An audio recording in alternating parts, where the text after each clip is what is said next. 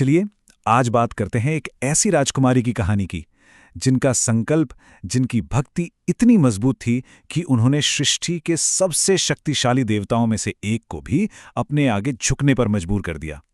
ये कहानी है सती की तपस्या की, एक ऐसी अटूट लगन की जो आज भी लोगों को प्रेरणा देती है। और हमारी कहानी की शुरुआत ठीक यहीं से होती है, सती की निराशा के सबसे गहरे पल से। ये सिर्फ शब्द नहीं है, ये एक भक्त की वो तड़प है जब उसे लगता है कि उसकी आवाज, उसकी प्रार्थना अनसुनी की जा रही है।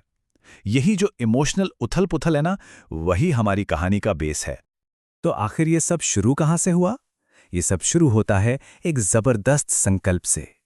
हम बात कर रहे हैं राजकुमारी सती की, जिनके लिए उनकी भक्ति कोई मामूली इच्छा नहीं थी। नहीं, ये तो उनकी जिंदगी का इकलौता मकसद था। और देखिए, ये कोई टीनेज का अट्रैक्शन या ऐसा कुछ नहीं था। सोच कर देखिए, बचपन से ही सती ने ये तय कर लिया था कि उनकी जिंदगी भगवान शिव के लिए ही है। शिव उनके लिए सिर्फ एक देवता नहीं थे, वो तो उनकी पूरी दुनिया थे, उनके होने की वजह थे। पर जैसा होता है, हर कहानी में एक मोड़ तो आता ही है ना। यहां पर भी एक बहुत बड़ी रुकावट थी, और सती के लिए ये रुकावट कोई बाहर का दुश्मन नहीं था, बल्कि उनके अपने पिता थे, शक्तिशाली प्रजापति दक्ष, जो इस रिश्ते के बिल्कुल खिलाफ थे। तो यहां पर ना दो बिल्कुल अलग अलग दुनियाएं आपस में टकरा रही थी। एक तरफ थी सती की अटूट भक्ति, जो शिव में ही सब कुछ देखती थी, और दूसरी तरफ उनके पिता दक्ष का प्रैक्टिकल दुनियावी नजरिया। उनके लिए शिव कौन थे? एक योगी, शरीर पर भस्म लगाएं, जानवरों की खाल पहने। मतलब उनकी राजकुमारी बेटी के लिए तो बिल्कुल भी सही मैच नहीं। तो ये असल में लड़ाई थी भक्ति और गुरूर की, अध्यात्म और दुनियादारी की। तो अब जब पिता और बेटी के बीच टकराव इतना बढ़ गया और कोई रास्ता नहीं दिख रहा था, तब कहानी में एंट्री होती है एक डिवाइन गाइड की, देवर्षि नारद की। अब नारद जी तो सब समझ रहे थे, वो सती का दर्द देख पा रहे थे, और उन्हें यह भी पता था कि ये मामला अब इंसानों के बस का नहीं रहा। तो वो क्या करते हैं? वो सीधा एकदम सोर्स के पास पहुंच जाते हैं, यानी भगवान शिव के पास। और पता है, शिव खुद ही इसका हल बताते हैं। वो नारद से कहते हैं कि नंदाव्रत ही वो रास्ता है जिससे कन्याओं की इच्छा पूरी हो सकती है। तो बस ये एक डिवाइन डायरेक्शन था, एक रास्ता जिस पर अब सती को चलना था। तो रास्ता तो खुद शिव ने दिखा दिया, पर ये कोई आसान रास्ता नहीं था, बिल्कुल नहीं। तो चलिए अब जरा समझते हैं इस कठिन नंदाव्रत को, जो असल में सती की भक्ति का सबसे बड़ा इम्तिहान होने वाला था। नारद जी सती को समझाते हैं कि देखो, ये जो नंदाव्रत है, ये मन चाहा वर पाने का एक तरीका तो है, पर ये बस कुछ पूजा पाठ या मंत्र नहीं है।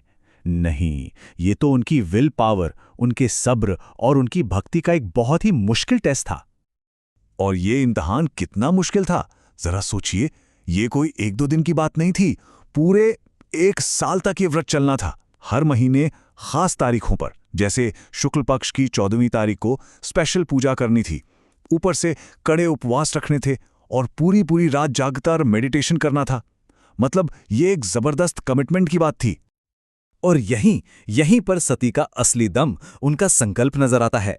एक तरफ उनके पिता का गुस्सा बढ़ता जा रहा था, वो उन्हें जबरदस्ती घर ले जाने की कोशिश कर रहे थे। लेकिन सती, वो नदी किनारे अपनी तपस्या शुरू कर देती हैं। उन्होंने वो रास्ता चुना जो ऊपर से दिखाया गया था, भले ही इसके लिए उन्हें अपने परिवार के खिलाफ ही क्यों न जाना पड़े।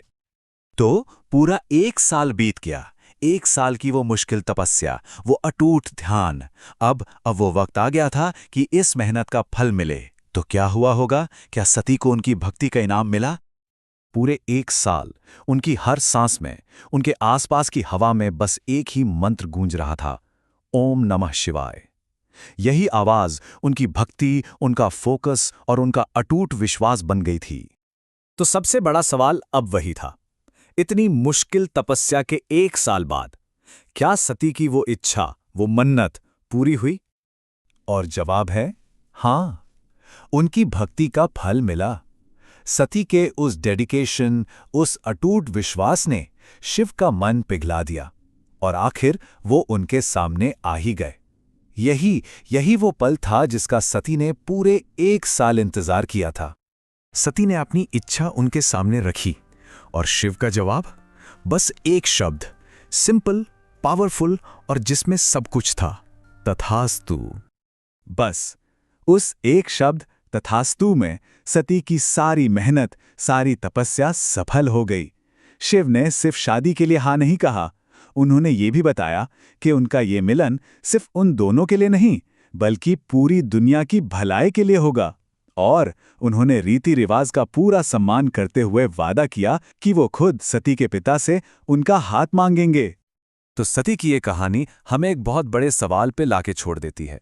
अटूट विश्वास और एक जिद भरी बगावत के बीच आखिर फर्क क्या है? कहाँ है वो लाइन?